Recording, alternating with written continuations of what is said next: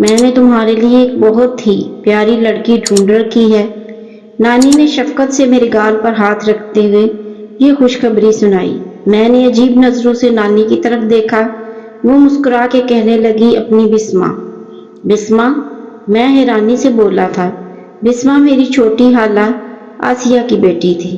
چھوٹی خالہ کو میں انہی کی خواہش کے مطابق خالہ کی بجائے ماسی کہتا تھا۔ ماسی اتنا پیارا لفظ تھا۔ ماسی مطلب ماں سی۔ عجیب وقت آ گیا ہے، اب بڑے شہروں میں کام والے کو ماسی کہتے ہیں۔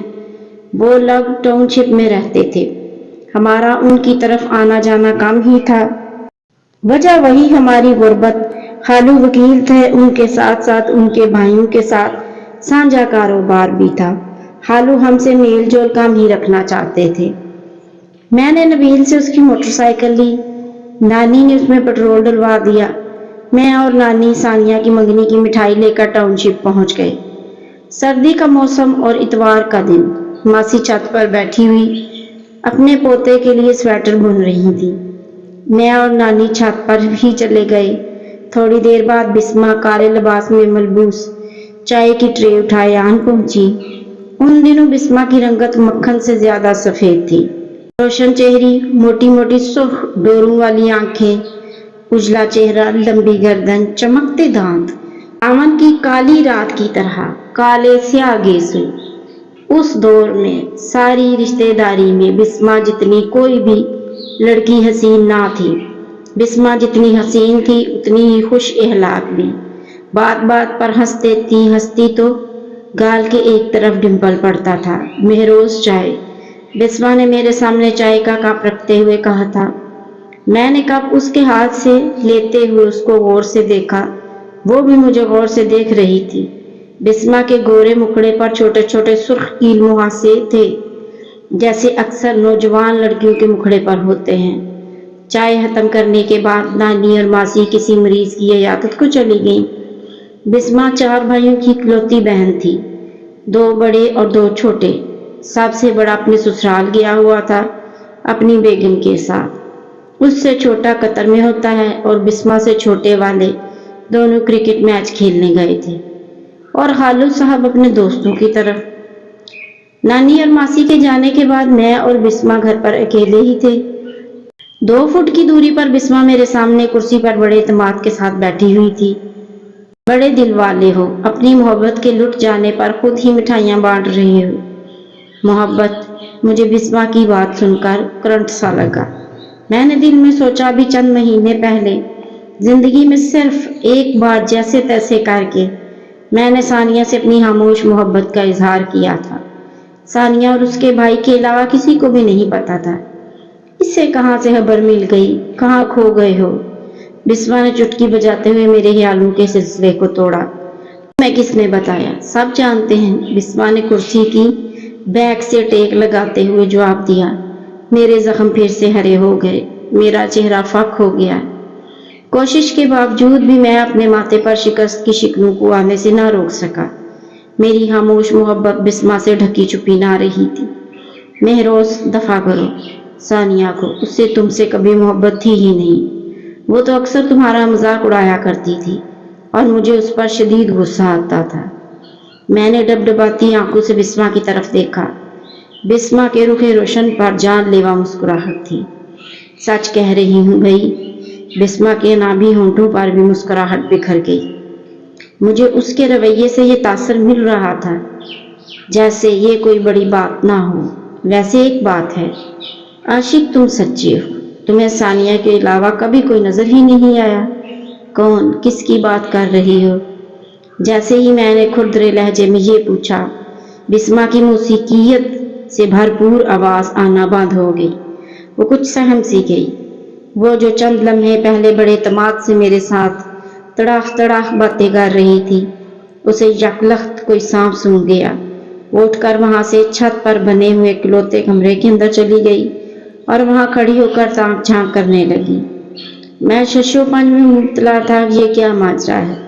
میں اپنی جگہ سے اٹھ کر بسمہ کی طرف بڑھا۔ وہ میری طرف ہی دیکھ رہی تھی۔ جیسے ہی میں کمرے میں اس کے سامنے جا کھڑا ہوا، اس نے فٹ سے نظریں جھکا لی۔ اس کی سانسیں تیز تیز چل رہی تھیں اور ان سے سونگھی سونگھی خوشبو آ رہی تھی۔ میں اس کی پریشانی کو سمجھ نہیں پا رہا تھا۔ اسے اعتماد دینے کے لیے میں نے اپنا ہاتھ اس کے کندھے پر رکھنے کے لیے جیسے ہی اٹھایا، وہ ترنت بھرنت 2 قدم پیچھے ہٹ گئی۔ میں بچپن ہی سے تمہاری ہوں، بسما نے چشمے الفت سے میری طرف دیکھ کر کہا۔ میں ایک لمحے میں کزن سے محبوب بن گیا۔ نانی کے الفاظ میرے کانوں میں گونجے، میں نے تمہارے لیے ایک بہت ہی پیاری لڑکی ڈھونڈ رکھی ہے۔ نانی کی آواز کے پیچھے پیچھے ہی ایک آواز میرے کانوں میں پڑی، محبت کرتی ہوں تم سے، اپنے دل کو قابو میں رکھنا۔ یہ میرے بس میں نہ تھا، مگر پھر بھی میں خود کو بے بس نہیں سمجھتی۔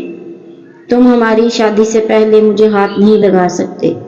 بسما نے اقرار محبت کے ساتھ ساتھ اپنے اختیارات بتاتے ہوئے مجھے خود سے دور رہنے کا فرمان بھی جاری کیا۔ یہ سنتے ہی میرا دل اشکار اٹھا۔ وہ جو کہیں ملتان کی گلی میں نکڑ کے ساتھ بیٹھا ہوا گریا کر رہا تھا، وہ کھسکتا کھسکاتا ٹاؤن شپ آ گیا۔ اب ملتان کی جگہ ٹاؤن شپ میرے لیے مقدس تھا۔ چند منٹ کے اندر ہی میرے دل نے پارٹی بدل دی۔ تم یہاں سے جاؤ، کوئی آ جائے گا، بسما نے بڑی نزاکت کے ساتھ اگلا حکم دیا۔ کیوں جاؤں؟ میرے دل میں کوئی چور نہیں ہے، میں الجھن سے بولا۔